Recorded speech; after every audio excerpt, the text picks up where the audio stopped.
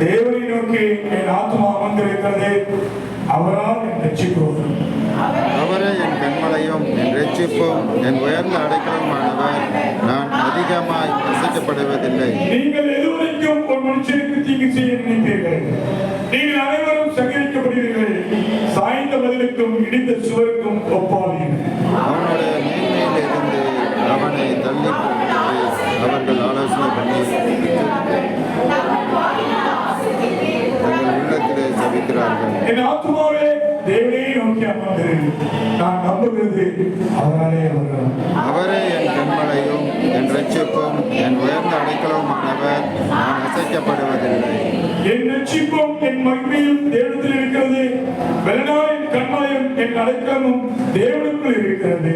ஜனங்களே, எக்காலத்தையும் அவர் நம்புங்கள். அவர் சமூகத்தில் உங்கள் இருதயத்தை ஊற்றுங்கள். தேவன் தமக்கு அடைக்கலமாயிருக்கிறார். கீழ்மக்கள் மாயையும் மேன்மக்கள் பொய்யுமாமே.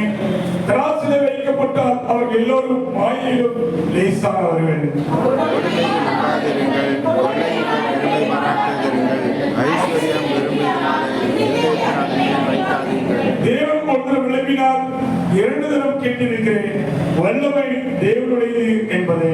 கிருபையே உம்முடையதே, ஆண்டவரே தேவரே, அவனவன் செய்யத்தக்கதாக பலனளிக்கிறேன். 5, 4, 5, 6 சேர்ந்து வாசிப்போம். அவருடைய மேன்மையிலிருந்து அவனை தள்ளுபடிக்கு அவர்கள் ஆலோசனை பண்ணி அபத்தத்தில் செல்கிறார்கள். தங்கள் வாயில ஆசிரியத்தை தங்கள் உள்ளத்தில் சாதிக்கிறார்கள். என் ஆத்மாவே தேவனை நோக்கி அமர்ந்து, நான் நம்புகிறது அவரால் வரும்.